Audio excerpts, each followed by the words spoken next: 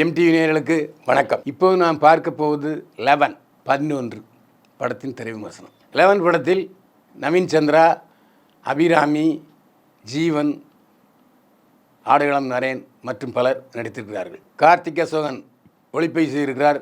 D Imman இசையமைத்திருக்கிறார். கதை திரைக்கதை வசனம் எழுதி இயக்கியிருக்கிறார் லோகேஷ் அஜில்ஸ்.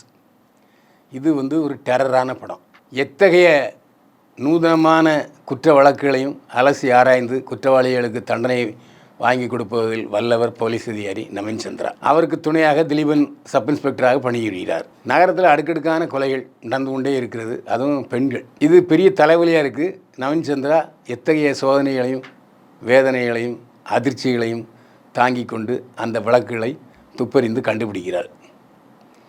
யார் கொலையாளி என்பது பரபரப்பாக இருக்கும் படத்தில். இந்த த்ரில்லர் சஸ்பென்ஸ்ன்னு சொல்லுவார்களே, அதை போல தான் 11 படமும். ஒரு முகத்தை வைத்து கொண்டிருந்தாலும் நவீன் சந்திரா நடிப்பில் பிரகாசம் காட்டுகிறார். திலீபன் சப் இன்ஸ்பெக்டராக வருகிறார். கம்பீரமான உடல், நல்ல பாவனைகள். கல்லூரி நிர்வாகியாக வருகிறார் அபிராமி.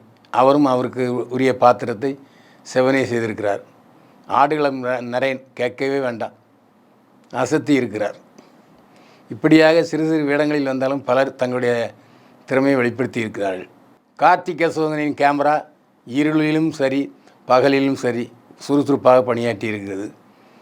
கண்ணுக்கு அதிர்ச்சியாகவும் அதே நேரத்தில் சுகமாகவும் காட்சிகளை நடத்தியிருக்கிறார் ஒளிப்பதிவாளர். அவருக்கு நமது பாராட்டு.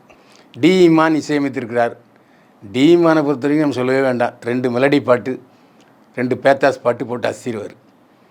டி இமான் இசையமைத்தால் கண்டிப்பாக பாடல்கள் இனிப்பாக இருக்கும் என்று நான் உங்களுக்கு சொல்ல வேண்டியதில்லை.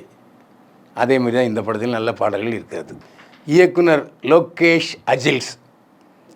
வழக்கமான ஒரு த்ரில்லர் படம் தான், இருந்தாலும் கொஞ்சம் வித்தியாசம் காட்டி கொஞ்சம் போரடிக்க வச்சு கொஞ்சம் நிமிர்ந்து உட்கார வைத்திருக்கிறார் லோகேஷ் அஜில்ஸ்.